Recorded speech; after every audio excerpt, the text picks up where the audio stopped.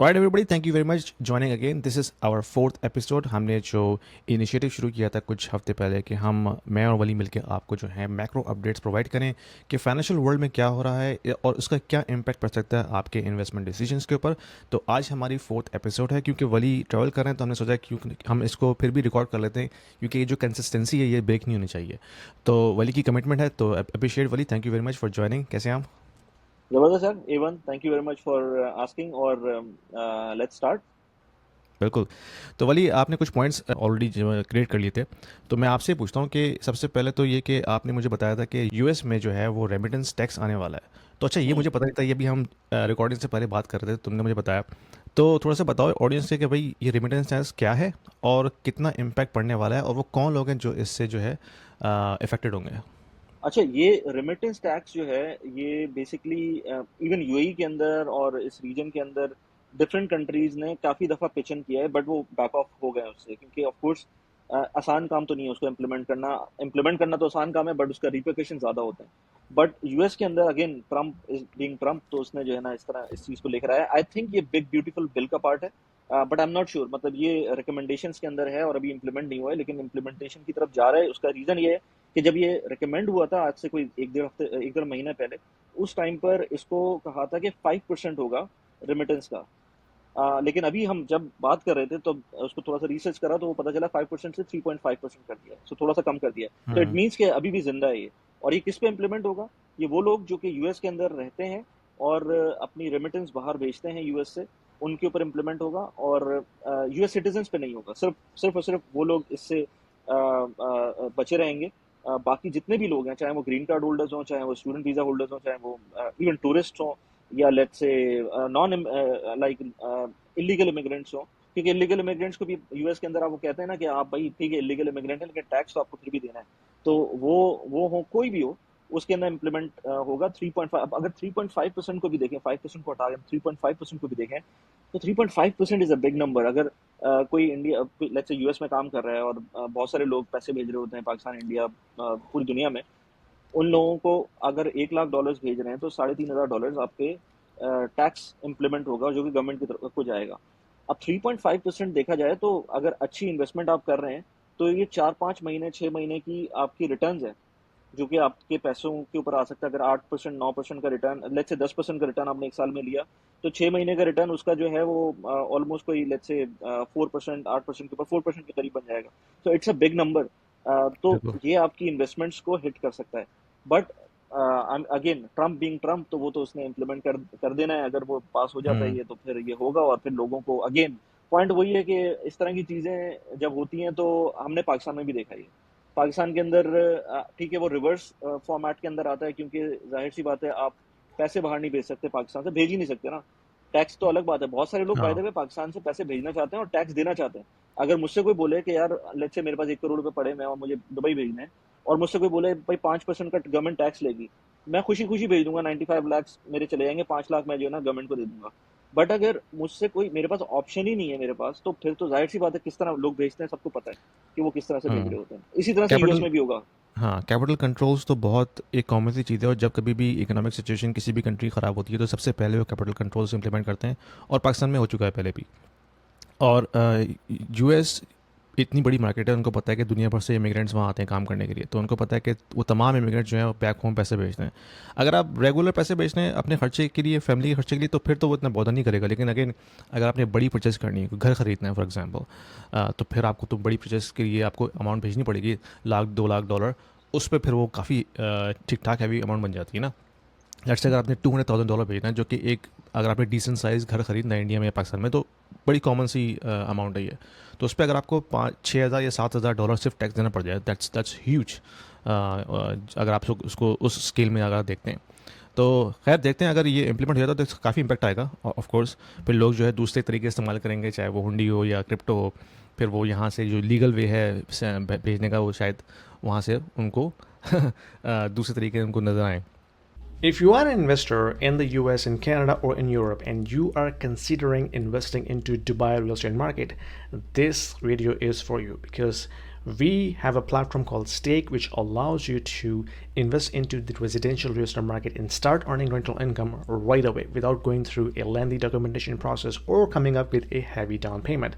Stake is built upon the concept of crowdfunding. So it is democratizing the entire investment strategy and allows you to own a single unit of the entire investment portfolio. So you don't have to own the entire property, right? You can be part of the pool that can actually own a piece of property, a piece of real estate. So that allows you to start with as low as 2,000 dirhams and you can slowly ramp up.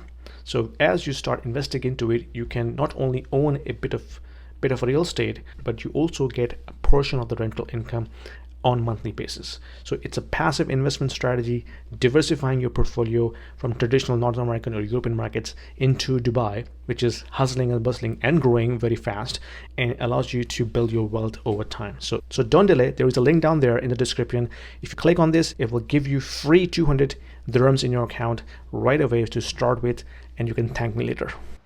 अच्छा खैर आगे चलते हैं। अली, तुमने मुझे बताया था कि बल्कि हमारी बात हुई थी व्हाट्सएप के ऊपर कि भाई ओमान जो है वो इनकम टैक्स लेके आने वाला है, और फिर मैंने बताया था कि ओमान का ऑलरेडी जो है वो रेंटल टैक्स मौजूद है। अगर आप रेंटल प्रॉपर्टी वहाँ पे ख़रीदते हैं एज ए फॉरेनर, और अगर आप रेंट पे देते हैं तो आपको मेरे ख्याल में 15% शायद रेंटल टैक्स है, 15 या 5% है, आई हैव टू चेक, लेकिन वो तो ऑलरेडी है रेंटल प्रॉपर्टी पे tax. I think rental property पे अगर आप नॉन रेजिडेंट ओमानी है, आई मीन नॉन रेजिडेंट है, और आप अगर आप एक्सपैट बीइंग रेजिडेंट अगर लेते हैं प्रॉपर्टी और रेंटल लेते हैं तो शायद उस पर रेंटल पे टैक्स नहीं है। बट अगर आप लेट्स से मैं यूएई में हूँ और कोई ओमान की प्रॉपर्टी लेता हूँ और उस पर रेंटल आता है तो 15% टैक्स है उसके ऊपर। जो कि ठीक ठाक है। हाँ, जो कि बड़ी अमाउंट है, राइट। बिल्कुल। खैर वो रेंट के ऊपर है, ऑफ कोर्स प्रिंसिपल के ऊपर नहीं है, but still it's a good amount. हाँ, फिर आपके वो कैश फ्लो को हर्ट करेगी ना। अगर आपने लिया ही यस इसी नियत से है कि भाई मैंने कैश फ्लो जनरेट करना है वहाँ से, तो ऑफ कोर्स 15% तो चले गया फिर वो। Yes yes. अच्छा, अभी जो बात हुई है, और अब मैंने 1 साल पहले भी इस पे वीडियो बनाई थी, कुछ मैंने टाइटल थंबनेल इस तरह का रख दिया था कि लोग जो हैं उसको, वो उन्होंने कहा कि आपने क्लिक बेट बनाया था इसको, क्योंकि मैंने यूएई के पॉइंट ऑफ व्यू से क्वेश्चन मार्क कर दिया था। उसमें कोई क्लिक बेट की बात नहीं थी। अब ये होने वाला है, आगे भी कहीं ना कहीं नजर आएगा हमको, चीज़ें चेंज हो रही हैं, और there is no free lunch as we say. तो वो इसके अंदर ओमान ने ये डिसाइड किया है कि भाई अभी वो टैक्स लगा रहे हैं, but as with all the taxes, जब सही तरह से इम्प्लीमेंट होता है, कोई सही दिमाग के लोग इम्प्लीमेंट करते हैं, तो सबसे पहले वो ट्राई करते हैं टैक्स नेट में लाने की। मैं अभी यूएई की भी बात करूंगा इन्फ्लुएंसर लाइसेंस के ऊपर, क्योंकि उसके अंदर भी उन्होंने उसी तरह से काम किया है। बट अगर ओमान की बात करें तो ये ट्रंप जिस तरह से कर रहे हैं इस तरह से नहीं होता, कि आप डायरेक्ट 5% का टैक्स आपने लगा दिया तो बाद में आपको रिट्रैक्ट करना पड़ा, और हो सकता है बाद में और रिट्रैक्ट करें, और ये कोई मतलब समझ में भी ना आने वाली बात है। बट ओमान ने जिस तरह से किया है, उन्होंने उसको मेरे ख्याल से टू मेक थिंग्स डॉक्यूमेंटेड, क्योंकि जो उन्होंने थ्रेशोल्ड्स रखे हैं वो बहुत हाई हैं। यानी कि अगर आपकी, मैं दिरहम टर्म्स में बात करूं तो अगर 42,000 दिरहम्स पर मंथ की सैलरी है, उससे ऊपर के ऊपर उसके ऊपर आपके जो भी अमाउंट होगी उस पर 5% का टैक्स लगेगा। सो ये एक तो एलिटिस्ट ऑफ द एलिटिस्ट का जो है उसके अंदर फॉल करेंगे। आई थिंक बड़ी मछली पे हाथ डाल रहे हैं पहले। हाँ, एक तो बड़ी मछली पे हाथ डाल रहे हैं, प्लस ये कि उसके अंदर भी उन्होंने कहा है कि अगर आपकी कोई जैसे वेस्टर्न कंट्रीज में होता है ना, टैक्स जहाँ पर टैक्स होता है उन कंट्रीज में होता है जहाँ पर आप डिडक्ट कर सकते हैं अपने एक्सपेंसेस। तो इवन मैंने देखा था उसमें कहीं मेडिकल एक्सपेंसेस, जो आपके इंश्योरेंस के एक्सपेंसेस हैं, वो उस तरह की चीज़ों को डिडक्ट कर सकते हैं। कैसे कर सकते हैं आई एम नॉट श्योर, बट उस तरह की चीज़ें आ रही थी। तो चलें, वर्स कम वर्स 2028 से आपको ओमान में रहते हुए अगर आप 40,000 दिरहम से ऊपर की सैलरी के ऊपर हैं, तो आपको अब ओवर एंड अबव 40,000 दिरहम जो भी अमाउंट ले रहे हैं उस पर 5% का टैक्स लगेगा। ये इनकम टैक्स होगा, ये कोई और टैक्स नहीं है, प्रॉपर इनकम टैक्स होगा। तो उन्होंने उस चीज़ को आई थिंक नेट में लाने के लिए और उसको डॉक्यूमेंट करने के लिए ये चीज़ स्टार्ट की, और इवेंचुअली आगे जाकर शायद और भी चीज़ें आए, लेकिन फिलहाल तो इस तरह की बात है। बाकी कंट्रीज भी जो है ना, उसको आई एम श्योर जब एक दफ़ा ओमान में होगा इम्प्लीमेंट, जब हमने वैट में देखा था, वैट में भी एक कंट्री ने इम्प्लीमेंट किया था, बाकियों ने इम्प्लीमेंट किया था, बाकियों ने उसके रेट्स डिफरेंट कर दिए थे। जैसे यूएई में 5% का वैट है, ओमान में आई एम नॉट श्योर 5% का शायद, लेकिन सऊदी में 15% का वैट है। तो हर मुल्क अपना अलग अलग थ्रेशोल्ड सेट कर सकता है, बट जीसीसी कंट्री में एक दफ़ा किसी एक मुल्क ने लेकर आया तो वो eventually, not now, may be after a decade, may be 5 years later on, कहीं ना कहीं वो चीज़ इवेंचुअली होगी, क्योंकि मैं और मोहसिन भाई अक्सर इस पे बात करते हैं। हमारी काफ़ी सारी पॉडकास्ट हैं जीसीसी की रियल एस्टेट मार्केट पे, तो हम ये बात करते हैं कि भाई जो ऑयल की डिपेंडेंसी है ना वो आहिस्ता आहिस्ता जा रही है, और आप देखेंगे आने वाले वक्तों में कि इस तरह की चीज़ें आएंगी, चाहे वो दुबई से आएँ, सऊदी से आएँ, ओमान से आएँ, उन सब का एक ही सिचुएशन है और वो सब मिलके एक ही तरह की पॉलिसीज़ बनाएंगे, क्योंकि जो पिछले 50-60 साल का अरसा गुजरा जिसमें उन्होंने ऑयल की जो जो रिचनेस है वो उन्होंने एंजॉय की है, अब वो आहिस्ता आहिस्ता जो है ना डेविएट होगी वहाँ से। तो जाहिर सी बात है उनको अपना टैक्स कलेक्शन यानी कि रेवेन्यू बढ़ाना है। रेवेन्यू बढ़ाने के तरीके दो चार ही होते हैं, आप या तो आप मैन्युफैक्चरिंग बढ़ाएं, एक्सपोर्ट बढ़ाएं, या टूरिज़्म बढ़ाएं, या फिर आप वहाँ से टैक्स जनरेट करें। तो ये अब हमें नज़र आएगा कि इस तरह की पॉलिसीज़ आएंगी और आहिस्ता आहिस्ता वो स्लोली जो है ना ग्रेजुअली उन टैक्स के जो रेशियोज़ हैं उसको भी बढ़ाएंगे भी। अभी उन्होंने हो सकता है 5% से स्टार्ट किया हो, I will not be surprise कि आफ्टर 10 ईयर्स वो 15% हो जाए या 20% हो जाए, I will not be surprised. तो आई थिंक ये चीज़ें होंगी और लोगों को इस पर हैरानी नहीं होनी चाहिए, क्योंकि आहिस्ता आहिस्ता चीज़ें जो है वो चेंज होगी। क्योंकि इकॉनमी में ऐसा होता है कि अगर आपकी डिपेंडेंसी एक चीज़ पर जो है वो थी, अब वो जा रही है, तो ऑफकोर्स उनको दूसरा रास्ता जो है वो ढूंढना पड़ेगा। Are you feeling lost in the complexity of global economy and trying to understand how this is going to impact your investment portfolio? You are not alone, my friend. I have been through and I have learned the hard way, and I'm trying to converge all of my experience and learnings into a course that I just designed specifically for you.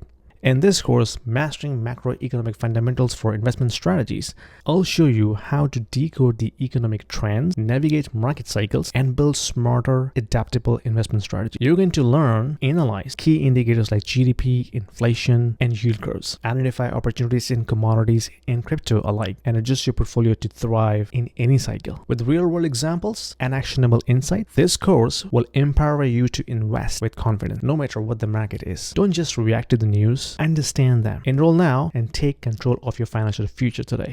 बिल्कुल और यहाँ पर अभी already चीज़ें expensive हो गई हैं। पहले इनफैक्ट अभी मैं एक दोस्त से बात कर रहा था तो वो सऊदी से आए हुए थे, तो वो कह रहे थे कि यार वहाँ पर भी बहुत एक्सपेंसिव हो गई हैं चीज़ें। रियाद के अंदर आपको अगर कोई अपार्टमेंट लेने जाते हैं तो आपको सेम काइंड ऑफ अगर आप फैसिलिटीज़ देखना चाहते हैं जो दुबई में आप देख रहे हैं, आपको सेम रेट्स मिलेंगे। इनफैक्ट रियाद थोड़ा सा एक्सपेंसिव हो गया है, इनफैक्ट और ज़्यादा दुबई से भी एक्सपेंसिव हो गया है। और प्लस ये कि वो जो वहाँ पर उन्होंने डिपेंडेंट्स का टैक्स लगाया, आई don't no you know that, कि अगर सऊदी में अपनी फैमिली आप रखते हैं तो उस पर भी एक टैक्स है। अब तुम्हें आइडिया वो तो इसका? उस पे है ना, रिन्यूअल के ऊपर, अगर आपने नहीं नहीं नहीं वीज़ा नहीं रिन्यू नहीं कराना है। नहीं नहीं नहीं नहीं नहीं नहीं नहीं। अच्छा, रिन्यूअल उसके तो एडिशन में। हाँ। वीजा तो रिन्यू तो आपको कराना ही है ना, वो तो उसका तो एक अमाउंट है। बट सऊदी एक वो तो यूएई में भी है, अगर आप फैमिली रखते हैं, फैमिली को जब भी आप रखेंगे तो आपको हर इंडिविजुअल को जब वीजा निकालते हैं तो उस पर एक अमाउंट लगती है। वो it's not nothing of a surprise. But Saudi में डिपेंडेंट टैक्स कहलाता है वो, तो और वो बहुत ज़्यादा है। और इसकी वजह से काफ़ी लोग वहाँ से छोड़ के गए, अपनी फैमिलियों को वापस भेज दिया पाकिस्तान, इंडिया, जहाँ से भी थे। और उसमें इतनी बड़ी अमाउंट है वो कि पर डिपेंडेंट आई थिंक 500 दिरहम्स है या रियाल्स है, सो पर मंथ। पर सो मंथ? ओहो। पर मंथ, सो अगर आप इमेजिन करें if you have a family of 5, let's say आपके डिपेंडेंट 4 लोग हैं, तो 4 लोगों के 2000 दिरहम रियाल बन जाते हैं, और तो ठीक 2000 ठाक रियाल है। मल्टीप्लाई बाय 12, तो 24,000 रियाल तो आपकी सिर्फ और सिर्फ ये फैमिली डिपेंडेंट फीस है। ऑन टॉप इतने ऑफ का तो एक दैट, छोटा स्टूडियो आया था यार, अगर कोई किराए पे लेना चाहे। हाँ, किराए पे लेना चाहे। हाँ। और ऑन टॉप ऑफ दैट आप इसके बाद अगर बात करेंगे, फर्स्ट करें, let's say of course visa की कॉस्ट अलग है, तो वो तो अलग है ही। प्लस ये कि उसके अंदर इंश्योरेंस अलग है। अब इंश्योरेंस बहुत सारी कंपनीज आपको प्रोवाइड करती हैं, बट ये जो डिपेंडेंट टैक्स है इसमें बहुत ज़्यादा कंपनीज नहीं प्रोवाइड करती। मतलब मैंने अच्छी अच्छी कंपनीज को भी देखा जिन्होंने नहीं प्रोवाइड किया इस चीज़ को। तो इसलिए ये इस तरह के टैक्सेस तो ऑलरेडी हैं, या इस तरह के एक्सपेंसेस हैं। अब यहाँ पर अगेन मैं अपने दोस्त से बात कर रहा था, वो यूके में भी होता है, तो उसने बताया कि यार सऊदी अब इतना एक्सपेंसिव हो गया कि वहाँ पर पार्किंग के ऊपर भी मतलब पेड पार्किंग आ गई है। मैंने कहा यार वो तो तुम इतनी बात ना करो, दुबई में भी कुछ जगह ऐसी हो गई हैं जहाँ 25 दिरहम्स पर आवर की पार्किंग आ गई है। तो आप उसको नाइट्स ब्रिज वगैरह से कंपेयर कर सकते हैं कि अब उस तरह की, उस लेवल की, उतना तो नहीं, but still it's very expensive now in Dubai to park as well. Half an hour के 4 दिरहम और 1 आवर के 8 दिरहम, इस तरह की नॉर्मल किस्म की पार्किंग आपको मिलती है। सो ये कॉस्ट ऑफ लिविंग बढ़ रही है, but at the same time opportunities भी होती हैं। तो जब भी लोग रह रहे हैं, फिर वही बात है कि अगर लोगों को समझ नहीं आता तो लोग छोड़ के चले जाते हैं। अभी तक तो इस तरह की सिचुएशन नहीं है। जिन लोगों की अफोर्डेबिलिटी का प्रॉब्लम है वो लोग वाकई छोड़ के गए। सो या दिस इज टैक्सेस और कुछ रियलिटी जो कि इवेंचुअली आएंगी, क्योंकि टैक्सेस से अभी, जैसे एक और एग्जांपल देते हैं, दुबई में अभी तक कुछ अर्से पहले तक मॉल्स के अंदर आप पार्किंग करने जाते थे, ये एलियन कॉन्सेप्ट था कि मॉल के अंदर पार्क करने जा रहे हैं आप गाड़ी, तो उस पर कोई पैसे लगेंगे, कोई फी होगी।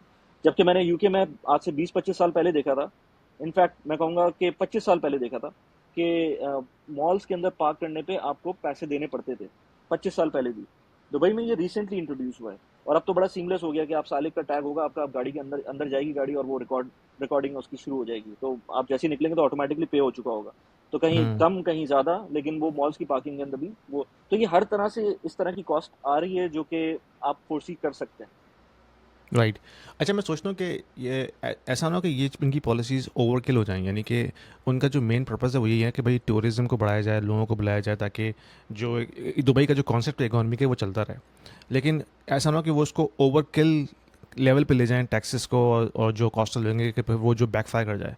तो I think it's interesting to observe कि नेक्स्ट 2-3 ईयर्स में वो क्या करते हैं। लेकिन मेरे ख्याल में इनको थोड़ा सा जो है ना हल्का रखना पड़ेगा, वरना ऐसा ना हो कि लोग जो है फिर भागना शुरू हो जाएं।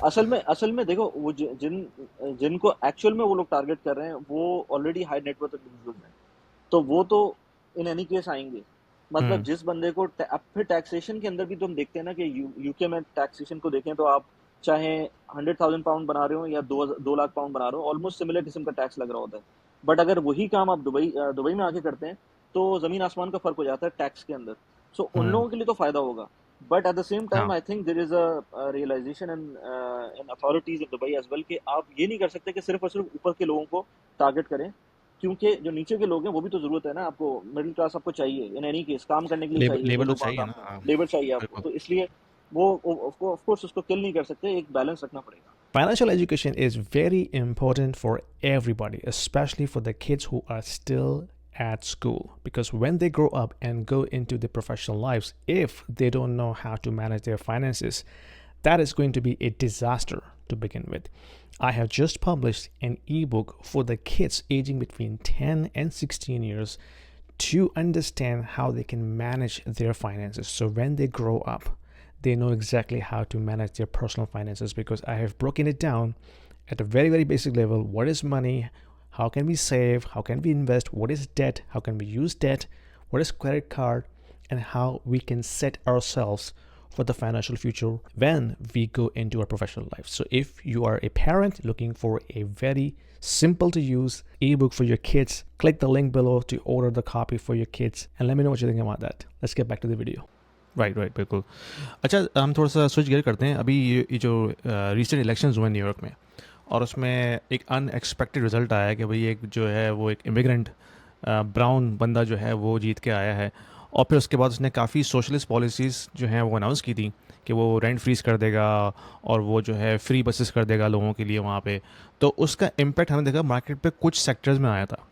तो थोड़ा सा बताओ कि तुमने ऑब्जर्व किया है कि जो रीट्स के जो स्टॉक्स थे वो काफ़ी इम्पैक्ट हुए थे, और कमर्शियल जो रियल स्टेट है वो इम्पैक्ट हुई थी, क्योंकि अगर वो फ्री में जो है चीज़ें बांट रहा है, ख़ासतौर पे अगर ट्रांसपोर्ट फ्री कर रहा है या फिर रेंट फ्रीज कर रहा है, that is going to be a blow for those investors जो कि इन्वेस्ट कर रहे हैं रियल स्टेट के अंदर या फिर इस तरह के इंफ्रास्ट्रक्चर प्रोजेक्ट्स के अंदर। तो थोड़ा सा बताओ कि तुम्हारी क्या इसमें ऑब्जर्वेशन है। हाँ, तो बेसिकली ममदानी, पूरा ज़ोहरान ममदानी नाम है ना, hmm. Right? If I am not pronouncing it right. Strongly, Zohran Mamdani. So the guy is basically from Indian background, और इसके पेरेंट्स जो हैं वो युगांडा में रहते थे।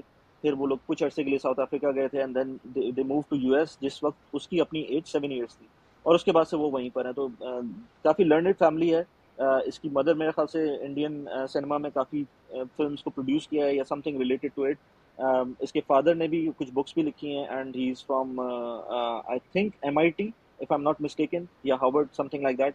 मैं पढ़ रहा था क्विकली तो मुझे नजर आया था। लेकिन पॉइंट ये था कि जब अनाउंसमेंट हुई है डेमोक्रेट्स की तरफ से कि भाई वो जो पुराना इनका कंटेंडर था कुमो, एंड्रयू कुमो था आई एंड्रयू थिंक। एंड्रयू हाँ, कमो, हाँ। तो उसको जब उसने कंसीड किया और इसने विन किया फॉर डेमोक्रेट कैंडिडेट, तो शॉक वेव आई है पूरे यूएस में, दुनिया में। In fact as as we know कि लंदन में ऑलरेडी मेयर मुस्लिम है, और यहाँ पर भी एक मुस्लिम है, ही शिया मुस्लिम। तो लोग जो हैं काफ़ी ज़्यादा इसमें अप्रीहेंशन शो कर रहे हैं। उसने ट्रंप ने भी एक अजीब सी बात की थी, आई फॉरगॉट कि अजीब सा कुछ उसने बोला था उसको। सो हम्म। और पॉइंट ये है कि इस तरह की जो चीज़ें होती हैं ये शॉर्ट टर्म के ऊपर बहुत सारे इम्पैक्ट लेकर आती हैं। अब मैं तो किसी भी ऐसे स्टॉक में इन्वेस्टेड नहीं था जो कि इम्पैक्ट हुआ हो। इसकी आने की वजह से, क्योंकि मैंने देखा था कुछ रीट्स जो कि रियल एस्टेट इन्वेस्टमेंट ट्रस्ट होते हैं, कुछ बिल्डिंग्स ऐसी जो कि कमर्शियल बिल्डिंग्स थी या इवन रेजिडेंशियल बिल्डिंग थी, उनके अंदर उनके स्टॉक्स स्लम्प किए थे, 6% भी स्लम्प किया, 8% भी स्लम्प किया कुछ कंपनीज ने, और ये शॉर्ट टर्म के अंदर नजर आया, फिर अगले दिन फिर वो ऊपर चली गई थी। बट इन्वेस्टर्स को ये समझ में आना चाहिए कि ये चीजें न्यूज बेसिस के ऊपर जो चीजें हो रही होती हैं, अब उसकी प्रोबेबिलिटी देखें ना, ये बंदा आ गया, इसने ये बोला है कि भाई मैं ग्रोसरी स्टोर गवर्नमेंट रन कर दूंगा, मैं बसेस को फ्री कर दूंगा, मैं रेंट फ्रीज कर दूंगा। इन सारी चीजों की बोलने की वजह से जैसे ही ये मेयर कैंडिडेट अपीयर हो रहा है, तो ये चीजें इम्पैक्ट कर रही हैं। बट अभी वो जीता नहीं है, और अगर वो जीत भी जाएगा एज अ मेयर, तो भी लेट्स से फॉरेन इम्प्लीमेंट हो सकता है, नहीं हो सकता, it's up to people to understand कि इतनी ड्रास्टिक चीजें इतने बड़े कैपिटलिस्ट सिटी के अंदर इम्प्लीमेंट करना कितना मुश्किल होगा। और मुश्किल फिर होगा। ऑफ कोर्स अगर आप इसको इम्प्लीमेंट करते हैं तो कितने लोग फिर वहां से पैसे लेके भागेंगे। सो इट्स वो भी नॉट होगा, दैट इजी। फिर जो जो बिजनेस कम्युनिटी वो बैक नहीं करेगी इसको, हाँ because socialism is not compatible with capitalism. तो यूएस तो है ही कैपिटलिस्ट सोसाइटी, और ख़ासतौर में न्यूयॉर्क जैसे शहर में जहाँ पे रहते ही कैपिटलिस्ट हैं।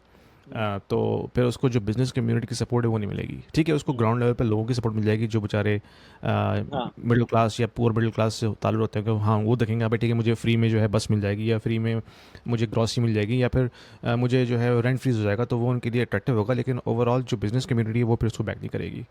हाँ एग्जैक्टली ऐसी है, हम्म। बिल्कुल ऐसी है। So it's from my perspective, हो सकता है he comes into the power, but at the same time जब वो पावर में आएगा तो उसको रियलिटीज भी समझ में आएंगी कि इतना आसान नहीं है। फिर टैक्स कलेक्शन हम्म। कैसे होगी, इतना बड़ा सिटी है, आपको चलाना है, हो सकता है, मतलब I don't no.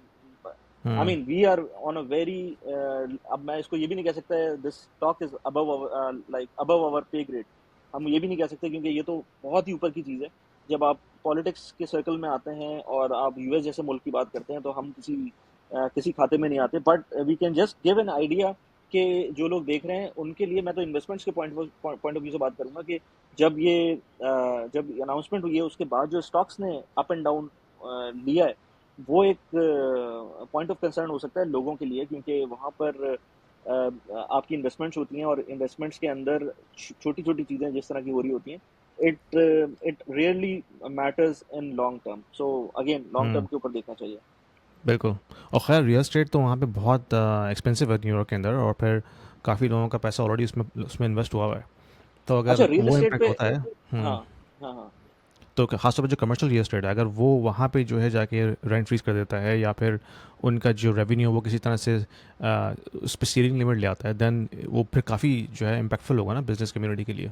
Sorry for the interruption, guys. Just wanted to let you know that I also offer one on one consulting calls to the individuals who are looking to discuss their financial planning, their investment strategies, their kids' education planning, their immigration moves, as well as the young professionals, because I have been in the tech industry for almost 20 years. So I also offer one on one consulting calls to the young professionals who are looking to have their career development discussion with me, and also personal branding as well. So if you are looking to have some sort of an expert opinion, there is a calendar link in the description below. Book a 30 minutes call with me and I will be more than happy to help you out. हम्म। अच्छा real estate पे रहते हुए मैं एक और news पढ़ रहा था कहीं, और मैं थोड़ा सा समझना भी चाह रहा था, क्योंकि यूर बेस्ड इन कनाडा, तो वो थोड़ा सा मुझे भी चीज़ों का आइडिया लेने के लिए कि चल क्या रहा है, क्योंकि कुछ वीडियोस अभी कुछ दिनों पहले मैं देख रहा था कनाडा में कॉन्डो प्राइसेस को लेकर। और कॉन्डोज क्या होते हैं बेसिकली, वो मैं भी पूछता हूँ ताकि एक्सप्लेन अपार्टमेंट्स। भी कर दो उसको। हाँ अपार्टमेंट्स। हम्म। सो कॉन्डो प्राइसेस की सिचुएशन क्या है, हाउसिंग प्राइसेस की कनाडा में सिचुएशन क्या है, कोई नया इमिग्रेंट जा रहा है तो उसको फॉरन ले लेना चाहिए घर, जैसे पहले के ज़माने में हमारे काफ़ी दोस्त हैं और उन्होंने उनकी अच्छी इन्वेस्टमेंट रही है अगर उन्होंने पहले ईयर के अंदर ही अपना प्रॉपर्टी ले ली हो। लेकिन times are different now, और आई think it's not the hmm. Same advice anybody can give right now कि आप जाते ही अपना घर ले लें बगैर ये देखें कि आपकी क्या कैश फ्लो है या क्या किस तरह से सिनेरियो बनता है। तो what is the situation right now in Canada for the real estate? Situation तो काफ़ी बैड है, क्योंकि जो कैनेडियन रियल एस्टेट 2022 में एकदम से जो एक्सपोनेंशियली ऊपर गई थी, तो वो वहाँ से क्रैश हुई है। और एक अंदाजे के मुताबिक अगर हम अक्रॉस द कंट्री देखते हैं तो तकरीबन 30% ड्रॉप हो चुकी है अब तक इन रियल टर्म्स। यानी कि अगर आप उसको इन्फ्लेशन एडजस्ट करते हैं तो पीक से 30% ऑन एवरेज प्राइस नीचे आ चुकी हैं। और फिर अभी भी जो इकोनॉमिक सिचुएशन है उसकी वजह से हमें लगता है कि वो मार्केट अभी भी ऐसे ही रहेगी, ऊपर तो नहीं जाने वाली जब तक कि ये सारी चीज़ें सिचुएशन जो है ये सेटल नहीं हो जाती। अच्छा, कॉन्डोज़ का तुमने पूछा। कॉन्डोज़ बेसिकली कहते हैं यहाँ पे अपार्टमेंट्स को, जिस तरह अपार्टमेंट्स होते हैं दुबई में या पाकिस्तान में, तो यहाँ पे उनको कहते हैं कॉन्डोमिनियम्स, तो शॉर्ट फॉर्म में उसको कॉन्डोज़ कहते हैं। तो रिसेंटली अगर मैं बात करूँ लास्ट 10 ईयर्स की, तो लास्ट 10 ईयर्स में GTA में, टोरंटो के एरिया में जो कॉन्डो प्रोजेक्ट्स बनते थे वो बनते थे इन्वेस्टर फोकस्ड, यानी कि वो बहुत छोटे होते थे, 500 स्क्वायर फुट, 400 स्क्वायर फुट, इस तरह के छोटे अपार्टमेंट्स होते थे। और वो बनाए ही इसलिए जाते थे कि भाई वो इन्वेस्टर को सेल करें, और इन्वेस्टर सेल करते थे उसको फ्लिप करने के लिए। वो क्या करते थे कि जिस तरह ऑफ प्लान होता है ना दुबई में, तो यहाँ पे उसको कहते हैं प्री कंस्ट्रक्शन। तो आप कंस्ट्रक्शन के फेज़ में बुकिंग में आपने बुक कर लिया, ठीक है, उसको 4 साल 5 साल लगे कंप्लीशन होने में। बहुत से लोग जो है वो उसको कंप्लीशन से पहले ही जो है ना उसको सेल कर देते थे। उसको कहते हैं असाइनमेंट क्लॉज। असाइनमेंट क्लॉज होता है कि आपने कॉन्ट्रैक्ट जो है वो असाइन कर दिया किसी दूसरे बायर को अपना प्रॉफिट रख के, तो दूसरा बायर उसको लेके फिर कंप्लीशन के बाद या तो उसको रेंट आउट कर दे या फिर उसको दोबारा बेच दे। तो इस तरह से पैसा बनता था। अब वो जो और सारा का सारा जो गेन था वो था इन्वेस्टर इन्फ्लक्स के ऊपर। जो चाइना से, हांगकांग से जो इन्वेस्टर्स आते थे पैसा लेके, उनको कहीं ना कहीं पैसा पार्क करना होता था, क्योंकि हांगकांग से बहुत से जो ना रिच लोग निकले थे चाइना से, जब वहाँ पे थोड़े से पॉलिटिकल इशू शुरू हो गए थे। तो वैंकूवर में बहुत से चाइनीज़ आए थे, टोरंटो में बहुत से चाइनीज़ आए थे, फिर मिडल ईस्ट से काफ़ी जो वेल्दी लोग थे जो वहाँ से निकल के सीरिया वगैरह से आ रहे थे, दे हैड मनी, उनको कहीं ना कहीं पैसा जो है पार्क करना था। तो real estate become like an engine for those immigrants.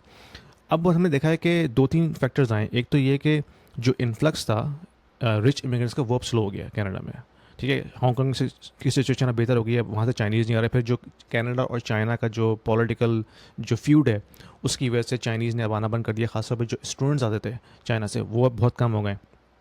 फिर मिडल ईस्ट की जो सिचुएशन है वो वहाँ से जिन लोगों ने निकलना था वो निकल गए। अब वो भी जो इन्फ्लक्स है वो भी कम हो गया। तो जो इन्फ्लक्स था ना फॉरेन कैपिटल का, वो अब आहिस्ता आहिस्ता जो है वो डाई डाउन हो रहा है। फिर इसके अलावा जो इकोनॉमिक सिचुएशन है वो भी इतनी अच्छी है नहीं कि लोग जो हैं वो अफोर्डेबिलिटी की तरफ जाएँ। और फिर इतनी तादाद में उन्होंने वो कॉन्डोज बनाए हैं ना, अब वो कंप्लीट हो रहे हैं, यानी कि सप्लाई इतनी ज़्यादा बढ़ गई है मार्केट में कि वो भरे हुए हैं मार्केट में और कोई उनको ख़रीदने वाला नहीं है। तो फिर उसकी वजह से क्या हो रहा है कि वो प्राइस जो है वो बहुत एग्रेसिवली नीचे जा रही है, क्योंकि वो हज़ारों की तादाद में वो यूनिट्स बन चुके हैं। अब उनको ख़रीदने वाला कोई है नहीं, और जो ख़रीदने वाला है भी वो उतना प्राइस नहीं पे कर सकता जितना कि वो मांग रहे हैं, क्योंकि इकोनॉमिक सिचुएशन इतनी अच्छी है नहीं, लोगों के पास अफोर्डेबिलिटी नहीं है। तो that is creating like a collapse for condor market. तो आई थिंक जो फोरकास्ट है वो यही है कि अगले 2-3 साल तक ये मार्केट ऐसी ही रहेगी, उसके बाद जाके शायद दोबारा से ऊपर की तरफ जाए। अच्छा, कॉन्डोज में अगर मैं बात करूँ ना, पहले छोटा सा ऐड अप कर दूं इसके अंदर। इनफैक्ट पाकिस्तान के अंदर, इंडिया में, इंडिया के कुछ इन्फ्लुएंसेस को मैं देख रहा था। खुद पाकिस्तान को मैंने खुद एक्सपीरियंस किया हुआ है, और इसी तरह से दुबई को एक्सपीरियंस किया हुआ है कि जो कॉन्डोज होते हैं, जिसे कॉन्डोज कहते हैं या फिर अपार्टमेंट्स होते हैं, इनकी जो प्राइसेस होती हैं वो अच्छे टाइम में तो ऊपर जा रही होती हैं, बट एक नॉर्मल टाइम के अंदर वो स्टैग्नेंट रहती हैं। इनफैक्ट नीचे चली जाती हैं। दुबई में मैंने देखा है कि पाकिस्तान में नहीं होता, क्योंकि पाकिस्तान के हम्म। अंदर क्योंकि इन्फ्लेशन होती है तो वो ऑफ कोर्स एक खास लेवल पे तो सस्टेन हाँ, करती हैं प्राइसेस। और पाकिस्तान में बट ऑर्गेनिक डिमांड भी है ना। हाँ, बिल्कुल। हम्म। लेकिन दुबई में मैंने देखा है, एक तो सप्लाई बहुत अच्छी आती है। तो दुबई में मैंने देखा है कि जो आपके अपार्टमेंट की प्राइसेस हैं वो eventually over the period of time कम होने लगती हैं, अनलेस एंड अनटिल कोई डेवलपर बहुत ही ज़बरदस्त हो, और या उसका कोई बहुत ही ज़बरदस्त किस्म की अमेनिटीज़ हो, या बहुत ही हम्म। यूनिक सी लोकेशन हो। अदरवाइज प्राइसेस नीचे जाती हैं। लेकिन हाँ, विलास और टाउन हाउसेस के अंदर प्राइसेस नॉर्मली जनरली देखा जाए तो ऊपर जाती हैं। कनाडा में भी आई थिंक इसी तरह से है। अगर नीचे हम्म। जा भी रही हैं तो वो डिसप्रोपोर्शनलिटी नीचे जाएंगी।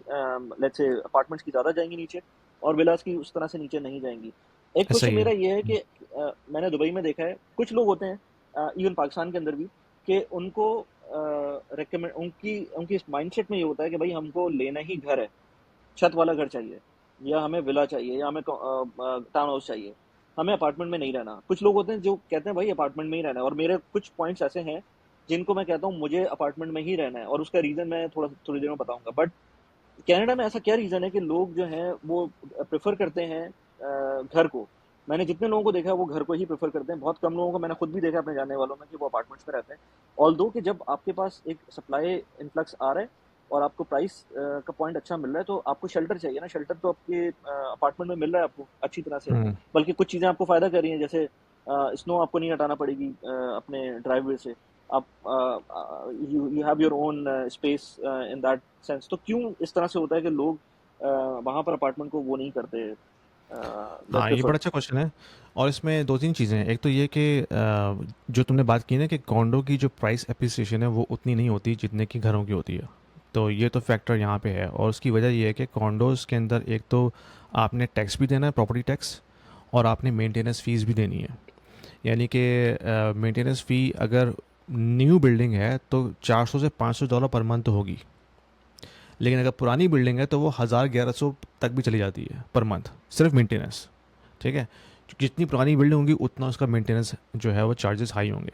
और उसमें कवर क्या होता है, उसमें वही स्नो रिमूवल, जो कॉमन एरियाज होते हैं उनकी मेंटेनेंस, बिल्डिंग की इंश्योरेंस, ये चीज़ें शामिल होती हैं। कुछ आई थिंक बिल्डिंग में शायद वाटर कवर होता है, वाटर का बिल कवर होता है, कुछ में हीटिंग भी कवर होती है। ये डिपेंड करता है कि बिल्डिंग टू बिल्डिंग। तो एक तो ये लोग देखते हैं कि यार मेरा एक एक्स्ट्रा एक्सपेंस बढ़ जाएगा कॉन्डो में सिर्फ उसको मेंटेन करने के लिए, यानी कि मैं प्रॉपर्टी टैक्स भी दूँ और मैं मेंटेनेंस भी दूँ, और फिर उसके अलावा जो है वो जो एप्रिसिएशन है वो भी नहीं हो रही। तो क्योंकि नेट, एप्रिसिएशन नॉर्मली लैंड की होती है ना, आपकी हाँ कंस्ट्रक्शन तो डेप्रिसिएटिंग डेप्रिसिएटिंग एसेट है, तो आपका बिल्कुल घर लैंड की अगर होती है। है, एग्जैक्टली हाँ। हाँ। हम्म। एग्जैक्टली, तो लैंड तो आपके पास है नहीं, तो आपके पास हम्म। सिर्फ कंस्ट्रक्शन इंफ्रास्ट्रक्चर है। अब आप हम्म। उसको कितना अप्रिशिएट कर सकते हैं, तो लोगों के जहन में ये होता है कि यार इसने तो अब इतना अप्रिशिएट नहीं होना। हम्म। तो एक तो सबसे बड़ा फैक्टर ये होता है। ऑफ कोर्स अगर आप फ्री होल्ड प्रॉपर्टी उठाते हैं, चाहे वो टाउन हाउस हो या सेमी डिटैच हो या डिटैच्ड हो, तो ऑफ कोर्स आप लैंड मोस्ट केसेस में आप ओन करते हैं। लैंड हम्म। आपकी है तो लैंड ऑफ कोर्स अप्रिशिएट होगी। फिर आपके पास अपनी स्पेस होती है, आप अपनी मर्ज़ी से उसमें चेंजेस कर सकते हैं। ठीक है, उसके अंदर कुछ चीज़ें आपको खुद करनी पड़ती है, फॉर एग्जांपल स्नो रिमूवल है या फिर जो गार्डनिंग है उसको आपने टेक केयर करना है। तो ये चीज़ें होती हैं। और फिर अगर किसी की फैमिली ग्रो कर रही है तो डेफिनेटली वो फिर जाते हैं घर की तरफ, चाहे वो टाउन हाउस हो या डिटैच्ड हो। क्योंकि अगर आपने लेट्स से अगर आपने शुरू में स्टार्ट किया, आपका एक बच्चा है, then you can perhaps live in condo. लेकिन जैसे जैसे अगर आपकी फैमिली ग्रो करती है, एक से बाद 2 या 3 बच्चे होते हैं, या कुछ लोगों के गेस्ट भी आ रहे होते हैं पाकिस्तान से या यूएस से, तो दे नीड स्पेस। तो वो सब चीज़ें देख के फिर लोग प्रेफर करते हैं कि यार अगर आपने पैसा खर्च करना भी है, let's buy a town house और सेमी डिटैच, ताकि फिर हम लॉन्ग टर्म उसमें जो है अपना टाइम गुजारें। राइट। हाँ, मेक सेंस। अच्छा, मैं जो कह रहा था कि एक पॉइंट मेरे एंड से जो हम लोग as a family we always preferred apartment while living in Dubai. Otherwise हम पाकिस्तान में तो घर में ही रहते हैं, but while living in Dubai जो हमें सबसे ज़्यादा एक फ़ायदा लगता है अपार्टमेंट के अंदर, वो ये कि हमको हर चीज़ एक ही फ्लोर पे मिलती है। जबकि विलाज एंड टाउन हाउसेस के अंदर कितने भी बड़े, मैंने बहुत बड़े अपार्टमेंट और सॉरी टाउन हाउसेस और विलाज देखे हैं, हम्म। बट इन एनी केस आपको 2 फ्लोर्स में ही मिलेगा सिनेरियो, यानी कि ऊपर के बेड जो फ्लोर होगा बेडरूम होगा, नीचे वाले फ्लोर्स के अंदर शायद एक बेडरूम हो जाए या मैक्सिमम 2 बेडरूम हो जाए, अदरवाइज लिविंग एरिया किचन वगैरह होगा, तो आपको ऊपर नीचे करना पड़ेगा। So that is one aspect. जो बिल्कुल, स्मॉल फैमिली होती है उसको एक हमें प्रॉब्लम थी जब छोटे बच्चे थे कि भाई नहीं, हमें बच्चों के सामने रहना है। So that is something which ये इज। बहुत बड़ा कंसर्न है। और जिनके बच्चे खासतौर पे उस एज में होते हैं कि जब वो बड़े हो रहे हैं, तो आपने अगर उन पे नज़र रखनी है तो इट्स वेरी इंपॉर्टेंट कि आपके सामने बच्चे रहें हर वक्त। तो हाँ। ये तो है बिल्कुल। कुछ फैमिलीज़ का कंसर्न होता है कि भाई हमने चाहे हमारे जितनी ही मुश्किल हो, हमने रहना कॉन्डो में ही है। हाँ, तो बिल्कुल वो हम्म। फिर प्रेफरेंस की बात भी होती है। हाँ, और सो फिर ईज़ ऑफ लाइफ भी हो जाती है ना कि ज़्यादातर कॉन्डोज में जो है आपको नीचे ही आपको सारी शॉप्स मिल जाती हाँ। हैं, वॉकिंग डिस्टेंस हाँ। पे आपको मेट्रो मिल एग्जैक्टली। जाता है, या वॉकिंग डिस्टेंस पे एग्जैक्टली। आपको जो है स्टोर मिल जाता है जहाँ से आप ग्रॉसरी कर सकते हैं। तो आपको एज सच गाड़ी में ड्राइव करने की ज़रूरत नहीं पड़ती। तो और ये दुबई में तो एक ये भी आपको फैक्टर फोन पे होता है। ऑन ऑन फोन कॉल होती है ना, हर चीज। आप नीचे जो ग्रोसरी शॉप होगी उसको कॉल करें, वो वैसे ही बेचारा लेकर आ जाएगा। पाकिस्तान की तरह। पाकिस्तान में भी इतना नहीं होता होगा जितना दुबई में हाँ, फायदा है आपको। आप जो कॉल करेंगे वो अच्छा। बंदा उसी वक्त लेके आ जाएगा। सो आपको अगर ग्रोसरी नहीं भी है तब भी आप एक दफा करें, 2 दफा करें, he is hmm. Happy to. Of course वो थोड़ा प्रीमियम होता है उसका charge, but they are happy to serve you. Right. अभी तो हमारे मेरी हाँ। वाइफ के कज़न है, उन्होंने एक जगह कॉन्डो में वो मूव, मिसागा में ही है, ब्रांड न्यू कॉन्डो, वहाँ पे उन्होंने अपना मूव किया है। तो उनके कॉन्डो के नीचे ही एक सुपर स्टोर बना हुआ है। हम्म। तो वो उनकी ग्रॉसरी बस ऐसी होती है कि अच्छा भाई क्या दूध दूध चाहिए, दही चाहिए, मैं जाता हूँ नीचे लिफ्ट से जाके लेके हाँ। आया हूँ। हाँ। तो इस तरह से लोगों के लिए ना जबकि घर में ये जो आप ये नहीं ईज़ सोच ऑफ लाइफ सकते। है, हाँ। Exactly exactly। तो वो जो ईज़ ऑफ लाइफ का जो एक फीलिंग है ना, वो आपको फिर कॉन्डो में मिलता है। हाँ, एग्जैक्टली। हम्म। अच्छा, उसमें एक और चीज़ भी होती है, क्योंकि यहाँ पर हम रहते हैं तो अगर आप अपार्टमेंट्स के अंदर हैं तो मुझे फील होता है कि जो कितने भी आपके विलाज मॉडर्न बन जाएं, फिलहाल दुबई में जो हीट होती है, अगर आप ऊपर वाले फ्लोर पे होंगे तो आपको हीट डायरेक्ट आएगी आप और पक जाएंगे। उसमें इंसुलेशन भी होती है, सब कुछ होता है, बट हाँ स्टिल आपका बिल जो होगा वो मैंने ये देखा है कि ज़्यादा होता है विलास का compare to an apartment. Change हो सकता है इसके अंदर, कुछ बिल्डिंग्स का भी डिफरेंट होता है, आपकी बिल्डिंग की कंपोजिशन का भी डिफरेंस आ सकता है, but it's something that people have to take into consideration while taking this kind of decision. कुछ pros and cons of course हैं, but as an investment मैंने ये देखा है कि विलाज और टाउन हाउसेस का अगर आप स्ट्रेटेजिकली आप उसको ले लें तो इन जनरल थोड़ा बेहतर उनका अप्रिसिएशन के चांसेस होते हैं। बिल्कुल। तो यही चीज मैंने कनाडा में भी मतलब पूछनी थी कि फिर वहां पर टाउन हाउसेस में ज्यादा डिप्रिसिएशन आई है या प्राइस डिप आई है कंपेयर टू। नहीं, एज कम्पेयर टू कॉन्डो नहीं, क्योंकि कॉन्डो, एक तो कॉन्डो की सप्लाई बहुत ज़्यादा ना, ओके। क्योंकि आपने सप्लाई देखनी है कि अब यही मेरे ख्याल में एक डायनामिक्स दुबई में भी है कि दुबई में भी ज़्यादातर जो बनते हैं यूनिट्स वो कॉन्डोज अपार्टमेंट बनते हैं ना, एज़ कम्पेयर टू जो विलास हैं जो टाउन हाँ, हाउसेज वो कम बनते हैं। ये तो बात ऑफ मैं कोर्स अभी एक सप्लाई इंग्लिश डिमांड का जो फैक्टर है वो अभी तो मैंने रहेगा। इंग्लिश पॉडकास्ट की है, एक तामिल होता है यहाँ पर उसके साथ, तो उसने बड़ी एक इंटरेस्टिंग बात बताई, मुझे नहीं पता थी, कि दुबई में जो रेशियो है बिटवीन अपार्टमेंट्स एंड विलास वो बनता है 85% टू 15%, यानी कि 85% अपार्टमेंट्स हैं, अपार्टमेंट्स 15% विलास हैं। और उसने शायद म्यूनिक की बात की थी या बर्लिन की बात की थी, जर्मन किसी सिटी की बात की थी, वहां पर 95% हाई राइज है और 5% वो है विलास। तो उसका स्कार्सिटी का एलिमेंट आ गया ना, हाँ तो जो चीज़ स्कार्स होगी वो तो हमेशा जो है वो अप्रिशिएट करेगी। हाँ, आई डोंट नो कि टोरंटो में क्या इसका फिगर होगा, but yes this is something हाँ, व्हिच इधर इज। भी ऐसा ही है, शायद 95 ना हो, लेकिन मेरे ख्याल में मुझे चेक करना पड़ेगा, मैं अगर गैस करूँ तो शायद 80-20 होगा। राइट। अच्छा, तो वो एटी जो ट्वेंटी होगा। स्कार्सिटी का एलिमेंट है, एटी हाँ ट्वेंटी यानी कि 80% अपार्टमेंट्स एंड 20%। अच्छा अच्छा अच्छा। हाँ हाँ, ओके क्योंकि ओके यहाँ पे ओके भी रिसेंट जो, अगर हम लास्ट 10 ईयर्स को देखते हैं ना, तो बहुत ज़्यादा तादाद में जो है ना हाई राइज कॉन्डोज बने हैं। ओके। तो इनको जो जो लो राइज होते हैं उनको हम कहते हैं सिंगल फैमिली होम्स। तो सिंगल फैमिली होम्स जो है वो हमेशा से स्कार्स ही रहे हैं, उनकी हम्म सप्लाई हमेशा से जो है ना कंस्ट्रेंड ही रही है कंपेयर टू जो पॉपुलेशन ग्रोथ। अगर आपकी हम्म पॉपुलेशन जो है वो 1 मिलियन हर साल बढ़ रही है, यानी कि 1 मिलियन लोग आ रहे हैं बाहर से रहने के लिए, तो आपको उस हिसाब से हाउसिंग जो सप्लाई है वो बढ़ानी पड़ेगी। तो उन्होंने क्या कहते हैं, वो दबा के उन्होंने 1 बेडरूम स्टूडियो जो है बनाना शुरू कर दिए कॉन्डोज, जो कि इन्वेस्टर फोकस होते थे। लेकिन जो सिंगल फैमिली होम्स होते थे, टाउन हाउसेज, सेमी डिटैच, वो उस तेज़ी से नहीं बने। तो वो जो सप्लाई का जो कंस्ट्रेंट है वो अभी भी है यहाँ पे। तो जो हम्म स्कार्सिटी का एलिमेंट है सिंगल फैमिली होम में, वो फिर प्राइस बढ़ाता है ना। तो वही हम्म चीज़ दुबई में भी है कि जितना सप्लाई कम होगी किसी यूनिट की, ऑफ कोर्स उसकी प्राइस जो है हमेशा से अप्रिशिएट करेगी। लेकिन अगर कॉन्डोज को देखते हैं, अपार्टमेंट देखते हैं, वो तो बेतहाशा बन रहे हैं। हाँ, बट उसमें यही है कि यहाँ पर जो एक एलिमेंट है सप्लाई का, वो बहुत अच्छी तरह से कंट्रोल होता है। कनाडा में ये है कि वहाँ पर सप्लाई इतने आराम से नहीं आती है, उसमें टाइम लगता हम्म। है। बट यहाँ पर अगर हाँ। इन्होंने सोच लिया कि भाई नहीं सप्लाई इंक्रीज करनी है तो फिर सप्लाई इंक्रीज हो जाती है, और वो हम्म। रेगुलेशन इस तरह के हैं कि आपको ज़्यादातर टाइम नहीं लगता उसमें रोल आउट करने के अंदर। If you are new in crypto and you're looking for an exchange to start crypto journey today, check the link in the description below. I have a link for the Coinbase platform which will give you $10 worth of BTC for free if you start using MyLink. Right right. सही। चलो फिर हम अपने last point की तरफ आते हैं कि ये जो दुबई वालों ने नया एक रेगुलेशन निकाली है फिनफ्लुएंसर्स के लिए, कि भाई अगर आपने फाइनेंशियल कंटेंट बनाना है तो आपके पास लाइसेंस होना चाहिए। तो थोड़ा सा बताओ कि तुम्हारा जो एक्सपीरियंस रहा है अब तक लाइसेंस लेने का, वो कैसा रहा है, और क्या उनके पीछे इसकी क्या वजह है कि वो क्यों उन्होंने ये, क्योंकि उन्होंने फ़ीस तो चार्ज नहीं की ना, वो फ्री ऑफ चार्ज था।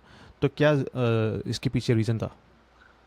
तो यार ये जब ये न्यूज़ आई थी तो मैं तो थोड़ा सा परेशान हो गया था, क्योंकि मुझे सबसे बड़ा जो इशू था इसके अंदर वो ये कि अच्छी बात है रेगुलेशन, बट जो सबसे बड़ा इशू मेरे दिमाग में आ रहा था इनकी, क्योंकि जब शुरू में कोई चीज़ रोल आउट होती है तो उसमें चीज़ें क्लियर नहीं होती हैं, तो उसमें कुछ पॉइंट्स में CFA CPA इस तरह की चीज़ें लिखी हुई आ रही थी। तो मैं तो जो है ना आई वॉज फ्रीक्ड आउट, कि मैंने कहा भाई ये तो कोई सर्टिफिकेशन ना करनी पड़े इसकी खतरनाक वाली हम्म। फाइनेंस की, जबकि जो मैं कंटेंट बना रहा हूँ उसके अंदर कोई भी ऐसा वो डीप डाउन फाइनेंस नहीं है, ये तो बहुत जनरल चीज़ें हैं जो हम normal day to day life के अंदर कर रहे होते हैं। और फिर जो लोग क्रिप्टो के अंदर अगर बात कर रहे हैं या इस तरह की जो चीज़ें करते हैं उन वो तो कहीं से भी CFA CPA नहीं हो सकते। तो ये तो वो पॉसिबल ही नहीं है, अगर ये चीज़ रहती तो मैं तो नहीं ले सकता था। बट इवेंचुअली हुआ ये था कि उन्होंने एक लंबा सा एक फॉर्म दिया था, उस फॉर्म में सारी चीज़ें फिल करने को बोला था कि आप फिल कर दें, एक एक चीज़ छोड़ें कुछ भी नहीं। और अगर किसी चीज़ का आंसर नहीं पता तो आप उसमें लिख दें कि क्यों नहीं पता और व्हाट इज़ द रीज़न। और प्लस ये कि कुछ डॉक्यूमेंट्स मांगे थे उन्होंने जिसके अंदर अगर आपने कोई पब्लिक अपीयरेंस की है तो वो और दैट हेल्प मी बिकॉज मैंने कुछ पब्लिक अपीयरेंस की थी कुछ ब्रांड्स के साथ की थी, तो वो उन्होंने और फिर उन ब्रांड्स ने एंडोर्स किया हुआ था मुझको थ्रू माय एंडोर्समेंट, मेरी अपनी एंडोर्समेंट भी हो रही थी कि उन्होंने बड़ी ब्रांड ने मुझे एंडोर्स किया हुआ कि हाँ इन्होंने मुझको अगर ब्रांड के लिए बात करने के लिए कहा हुआ है तो इट मीन्स कि मैं किसी लेवल के ऊपर हूँ जब भी उन्होंने मुझे कहा हुआ है, तो वो एंडोर्समेंट्स भी थी। प्लस ये कि फिर ऑफकोर्स छोटी मोटी चीज़ें जैसे पुलिस सर्टिफिकेट ये सारी चीज़ें इन्होंने मांगी थी। आप डिफॉल्टेड नहीं होना चाहिए कभी भी, किसी आपकी जो जो बैंकिंग हिस्ट्री है वो क्लीन होनी चाहिए। तो इस तरह की बहुत सारी चीज़ें थी, वो मैंने थ्रू आउट तकरीबन 1 हफ्ता लगा मुझे वो सारी चीज़ें गैदर करने में, वो एक एप्लीकेशन बनाने में। आपके सोशल मीडिया अकाउंट्स जो हैं वो उनको देने थे, तो वो मैंने सारे अकाउंट्स दिए थे, उन पे किस तरह का कंटेंट है वो सारी चीज़ें। सो द ओनली पॉइंट जो मेरे दिमाग में आ रहा था वो यही था कि कहीं वो सर्टिफिकेशन कोई ना मांग ले, तो गुड थिंग इज दैट उन्होंने मुझसे कोई सर्टिफिकेशन नहीं मांगी। बाकी चीज़ें मैंने उनको प्रोवाइड की।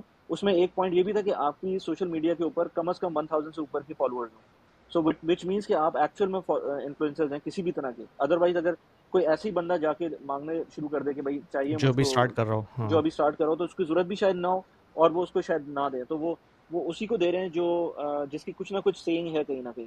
So that is good. क्यों जरूरत पड़ रही है इसकी? मेरे ख्याल से इसलिए कि आजकल को यार कैन यू इमेजिन, अब यहाँ ये बहुत बड़ा मसला आ गया है। फेसबुक स्क्रॉल करो, शेख मोहम्मद साहब आके मुझे बोल रहे होंगे कि भाई इस प्लेटफॉर्म के थ्रू इन स्टॉक्स में इन्वेस्ट करें। मैंने कहा भाई यार ये क्या कर रहे हैं, एआई हाँ, जनरेटेड उनकी वीडियो है। और फिर शेख मोहम्मद नहीं, फिर मुझको वो प्रॉफ जी नजर आता है, फिर मुझको ये फ्रेंड्स के अंदर जो एक बंदा कैथी जो था वुड्स, हाँ। कैथी वुड्स, वो कैथी हाँ, वुड्स नजर आती है, हाँ। इसके हाँ, अलावा भी और बहुत एलॉन मस्क नजर आता है कि भाई उनकी एआई जनरेटेड और वीडियो नजर आ रही है, और वो कह रहा है कि भाई इस एप्लीकेशन के थ्रू आपको इन स्टॉक्स में इन्वेस्ट करें, आपका फायदा होगा। अब जब आपको इतने इन्फ्लुएंशियल लोग इस तरह की बातें करते हुए नजर आते हैं, तो आप जो नॉर्मल लोग हैं वो उस पर फॉलो कर वो सकते क्लिक करते हैं, हाँ हैं। बिल्कुल। हाँ, तो ये एक बहुत बड़ा मसला है मेरे ख्याल से, apart from this influencer thing, जो कि आपको रेगुलेशन तो लाजमी चाहिए हम्म इन इस डोमेन के अंदर, क्योंकि इसमें मैंने देखा है कि लोग बहुत जल्दी फॉल कर जाते हैं और अपने पैसे डुबोते हैं फिर उसके बाद। सो आई बिल्कुल। Think this is a broader aspect. हाँ, ये तो खैर तुमने बहुत बड़े बड़े नाम लिए। इवन हम जैसे छोटे इन्फ्लुएंसर्स हैं, हाँ उनकी जो फेक प्रोफाइल्स आ जाती हैं और बॉट्स हाँ बन जाते हैं, और फिर वो जो है लोगों को मैसेज करके कहते हैं कि अच्छा भाई इस स्कीम में पैसा डालो, तुम्हें जो है प्रॉफिट मिलेगा। तो ये तो बहुत कॉमन हो रहा है, तो अच्छा, एक तो इनफैक्ट बड़ा इंटरेस्टिंग था। मैं ऑफिस गया, तो ऑफिस जाता हूँ तो एक मेरे जानने वाला, मेरा डायरेक्ट मैनेजर तो नहीं है लेकिन वो सीनियर मैनेजर एक डिपार्टमेंट का, तो वो मुझे मेरे पास आता है। कभी भी उसने मुझसे यूट्यूब की बात नहीं की, इजिप्शियन है वो, तो कभी उसने मुझसे यूट्यूब की बात नहीं की। कोई उसको पता है कि मैं कंटेंट बना रहा होता हूँ, लेकिन ऐसा जो उसने कभी मुझसे इस बारे में डिस्कस नहीं किया। एक दिन मेरे पास आता है, कहता है कि इज दिस यू, मुझे फोन पे दिखाता है। मैंने कहा हाँ दैट इज माई पिक्चर, मेरी थंबनेल भी थी एक, और वो मैंने कहा हाँ दैट्स मी। कहता है ये मुझे जो है ना, मैं ब्राउज कर रहा था एक इजिप्शियन वेबसाइट, और उस वेबसाइट के ऊपर ये तस्वीर आई थी और उस पर क्लिक करने को बोला गया कि भाई क्लिक करो और if you want to invest in. Basically मुझे पता है कि कुछ स्टॉक्स यहाँ पर इस तरह के हैं जिनको आप जिनकी बात करेंगे तो वो बहुत ज़्यादा लेट्स से फेमस होते हैं और लोग क्लिक करते हैं उनके ऊपर। तो हम्म वही थंबनेल लेकर लोगों ने ऐड बनाया हुआ था उसका, और उस पर क्लिक करवा रहे थे, और ऑफ कोर्स वो किसी ऐप पे जा रहा था। तो मैंने कहा यार मैं क्या कर हाँ, सकता हूँ इसका। So even at this level, जब इस तरह की सिचुएशन आई हुई है आजकल, तो ये मेरे ख्याल से रेगुलेशन इज वेरी इंपॉर्टेंट। बिल्कुल बिल्कुल। उससे फिर ये तो एक तो ये भी है ना कि आपकी अपनी रेपुटेशन ख़राब हो रही है, और फिर ये भी नहीं पता ना कि कोई अगर फ्रॉड कर भी दे और वो आपके ऊपर पड़ जाए, हम्म। आप प्रूफ कैसे करेंगे कि मैं हाँ, नहीं हूँ ये? और यार अब तो एआई की जो वीडियोस हैं वो तो बिल्कुल लगेगा सामने, बताएगा कि भाई ये तो आपके ही वीडियो है, आपने ही बोला था। बिल्कुल। और ये भी नहीं कह सकते कि मेरे चैनल पे दिखा दें, मेरे चैनल पे नहीं था तो कहेंगे भाई आपने डिलीट कर दी होगी। सो इट कैन हाँ, be anything, it's very dangerous. Exactly, ये थोड़ा सा स्केरी है क्योंकि इसके दोनों चीज़ें, फ़ायदे भी नुकसान भी हैं। हम्म यानी कि जो इवल माइंड लोग हैं वो इससे बहुत कुछ कर सकते हैं अगर वो करना हम्म चाहें, और हम्म लोग कर भी रहे हैं। लेकिन ऑफ कोर्स उसमें फिर आपके पास अपॉर्चुनिटी भी है। तो रेगुलेशंस तो ऑफ कोर्स इसमें चाहिए, क्योंकि अगर विदाउट रेगुलेशन इसीलिए, अगर आप उसको वाइल्ड वेस्ट छोड़ दें तो फिर तो हाँ, कुछ भी हो सकता है। इसीलिए आपकी पर्सनल ब्रांड बहुत इंपॉर्टेंट है। कि अगर आपने पर्सनल ब्रांड बनाई भी है, बार बार आपने बताया हुआ है अपने बारे में, लोगों को पता है, तो लोग मुझसे कितनी दफा डिस्कॉर्ड पे पूछते हैं, मेरी व्हाट्सएप कम्युनिटी पे पूछते हैं, इनफैक्ट वो टिकटॉक के ऊपर आ जाते हैं कभी कभी कमेंट्स के, भाई ये आपकी प्रोफाइल है, मल्टीपल नामों से प्रोफाइल बनी हुई है, मैंने पिंड पोस्ट भी डाली हुई है अपने हर चैनल के ऊपर कि भाई ये मेरी प्रोफाइल्स है, इसके थ्रू अगर कोई कंटेंट आ रहा है तो वो मेरा है, अदरवाइज मेरा और कोई कंटेंट नहीं है। But it's very difficult for people to जज डायरेक्टली। किसी लेमैन के नए लिए बहुत बंदे को मुश्किल नहीं होता पता है। ना। हाँ, हाँ, अगर लेमैन कोई को नहीं नया पता। बंदा आपके चैनल पे आ रहा है और एकदम से उसको फेक प्रोफाइल नज़र आती है तो वो तो बिलीव कर लेगा ना। हाँ, एग्जैक्टली तो एग्जैक्टली। ये, तो चलो यार, हमने सारे पॉइंट्स अपने कवर कर लिए हैं, तो कोई लास्ट पॉइंट जहन में तुम्हारे बिफोर वी रैप नहीं अप? यार, I think we are done with the points, और आई होप कि लोगों को समझ में आ जाए। और ये फेक प्रोफाइल से रिलेटेड बात मैं बार बार लोगों को कहता हूँ, बट अगर कोई फॉल करना चाहता है इस चीज़ के अंदर तो कर जाए, बट इट्स वेरी इंपॉर्टेंट कि अपनी दिमाग को जो है ना खोल के ऑनलाइन चीज़ें यूज़ करें। बिल्कुल बिल्कुल, किसी भी ऐसी इन्वेस्टमेंट स्कीम में आप पैसा ना लगाएं जिसमें आपका कुछ पता ना हो। अपनी ड्यू डिलिजेंस आपने खुद करनी है, अपनी इन्वेस्टिगेशन आपने खुद करनी है, किसी पे ट्रस्ट ना कीजिए। और अगर हम भी आपको कुछ कहते हैं तो प्लीज़ उस पर भी आप अपनी ड्यू डिलिजेंस करिए। हमारी बात पे जो है यकीन करके किसी इन्वेस्टमेंट स्कीम में या स्टॉक में इन्वेस्ट ना करें, क्योंकि आपका पैसा है, आपने खुद उसको प्रोटेक्ट करना है। हम सिर्फ आपको एजुकेशन देते हैं, हम कभी भी आपको इन्फोर्स नहीं करेंगे कि आप जो है किसी स्कीम में पैसा डालें या किसी कॉइन में पैसा डालें। ये आपको बहुत सारी फ्रॉडलेंट एड्स आपको उस तरह से नजर आएंगे, और ऑफ कोर्स उस पर हमारा कोई कंट्रोल नहीं है, तो हम सिर्फ एजुकेट ही कर सकते हैं। तो लेकिन आपने अपनी ड्यू डिलिजेंस पूरी रखनी है। तो थैंक यू वली यार, बहुत बहुत शुक्रिया। तुम्हारा एक तो ट्रैवल का स्केड्यूल था, उसमें भी तुमने टाइम निकाला, तो थैंक्स वेरी मच। और ऑडियंस प्लीज़ कमेंट्स में हमें हमसे क्वेश्चन कीजिए, हमें फीडबैक दीजिए। We will definitely take your feedback into consideration. तो इंशाल्लाह चलें, नेक्स्ट वीक दोबारा मिलते हैं आपसे। इंशाल्लाह। Thank you. Okay, bye. Okay, bye.